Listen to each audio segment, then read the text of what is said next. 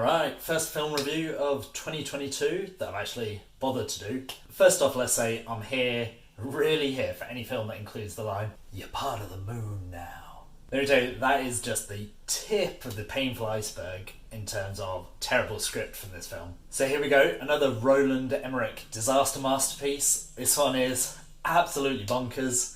Welcome to Richard Reviews Moonfall.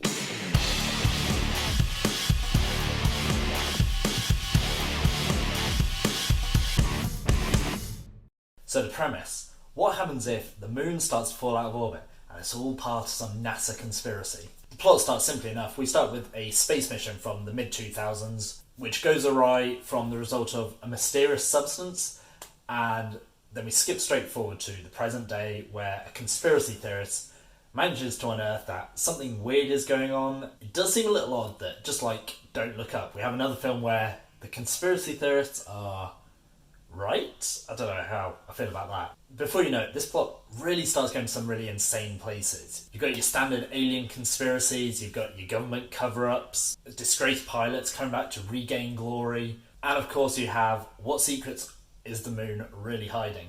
This film definitely feels like it should be poking a bit more fun at itself, having a little bit of a wink and nudge at the audience, but it just plays it deadly straight. Aside from John Bradley from Game of Thrones, who I think is meant to be in there as the comic relief, his jokes are just absolutely terrible. Not his fault, I'm sure. This is all down to the script, but most of the time you're just laughing at how bad some of the jokes are. But if we're talking about the cast, I really don't think you can lay much of the blame on them. These are some really good actors. God bless Patrick Wilson. You got him just really absolutely committed to how crazy and ridiculous this film is. He really looks like he's committed all the way, just trying to do his absolute best. Not all the cast fare so well. For one, you've got Oscar winner, Halle Berry.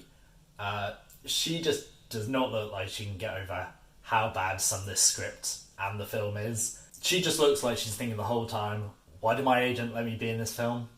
Although she was also in Catwoman, so there's that. The other biggest actor in this is probably the reliably charismatic Marco Pena, who is just a complete non-event in this film and criminally underused. The thing is, all the characters are just fulfilling the usual stereotypes that you have in sort of a disaster sci-fi film such as this. But really, let's be honest, it's not about the characters at all. The characters are just like a backdrop to some of the absolute insanity that is captured on camera. Well, I say captured in camera, all CGI. All CGI. Physics, don't worry about it. This film certainly doesn't. But it does lead some pretty fun set pieces and visuals. You've got massive tidal waves floating upwards. You've got a really fun car chase in low gravity with some terrible CGI. At one point, someone gets crushed by a tree and then just lifts it off them because of low gravity, and you just... I actually quite liked where some of the plot went. It's trying to ask some pretty interesting, big questions. It's certainly nothing new. By the end, you've got a little bit of Terminator in there. You've got it trying to do some of the poignancy of Arrival. Even some of the video game Horizon Zero Dawn, if anyone's played that. Really good plot in that. But obviously, all these ideas are just mashed up in the usual disaster epic that you can expect from Roland Emmerich. But with all these things going on, it just sort of goes +1, and by the end I was like, why not? Just throw it all in there. Let's do it.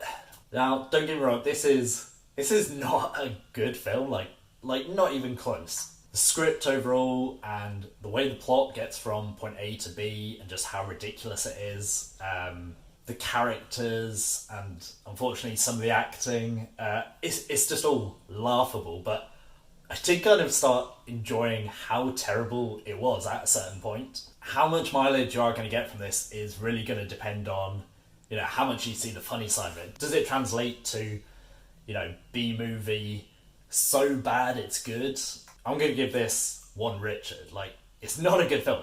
It's not a good film, but I don't know, I still think maybe you should try and see it. If you can get past the first half hour, which is all set up, and man, it drags on for so long. It's just setting up all these past relationships and emotional dilemmas. But from there, it just gets to all this absolute madness and insanity. You know, it's got this terrible script that just takes itself far too seriously. And you know what? I found myself just laughing out loud at it. There really is some enjoyment to be had in there. But again, if you only have 2 hours and you got to see the best film you can, this is definitely not it. Alright, so what other films can you think of that, you know, the transition from so bad to kind of good? Thanks very much for watching. Like this video if you liked it, hit subscribe, and I'll catch you in the next.